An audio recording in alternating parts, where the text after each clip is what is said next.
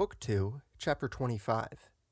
That he who attacks a city divided against itself must not think to get possession of it through its divisions. Violent dissensions breaking out in Rome between the commons and the nobles, it appeared to the Veientines and Etruscans that now was their time to deal a fatal blow to the Roman supremacy. Accordingly, they assembled an army and invaded the territories of Rome.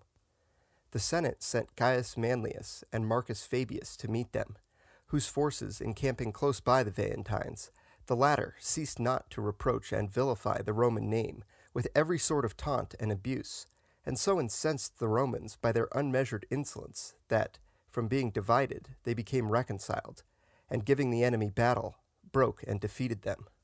Here, again, we see what has already been noted, how prone men are to adopt wrong courses, and how often they miss their object when they think to secure it. The Veientines imagined that they could conquer the Romans by attacking them while they were at feud among themselves, but this very attack reunited the Romans and brought ruin on their assailants.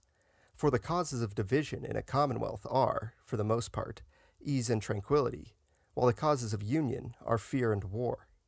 Wherefore, had the Veientines been wise, the more divided they saw Rome to be, the more should they have sought to avoid war with her, and endeavored to gain an advantage over her by peaceful arts.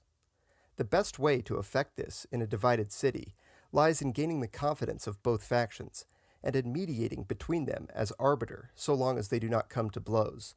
But when they resort to open violence, then to render some tardy aid to the weaker side, so as to plunge them deeper in hostilities, wherein both may exhaust their forces, without being led by your putting forth an excess of strength to suspect you of a desire to ruin them and remain their master. Where this is well managed, it will almost always happen that you succeed in effecting the object you propose to yourself. The city of Pistoia, as I have said already in connection with another matter, was won over to the Florentine Republic by no other artifice than this.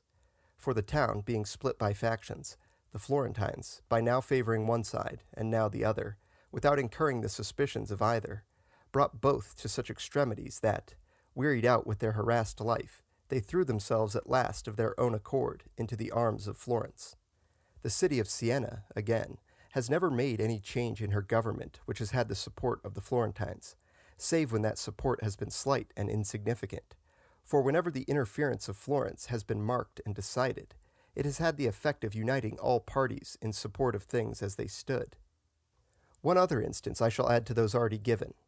Oftener than once, Filippo Visconti, Duke of Milan, relying on their divisions, set wars on foot against the Florentines, and always without success, so that, in lamenting over these failures, he was wont to complain that the mad humors of the Florentines had cost him 2 millions of gold, without his having anything to show for it. The Veientines and Etruscans, therefore, as I have said already, were misled by false hopes, and in the end were routed by the Romans in a single pitched battle. And any who should look hereafter to prevail on like grounds and by similar means against a divided people will always find themselves deceived.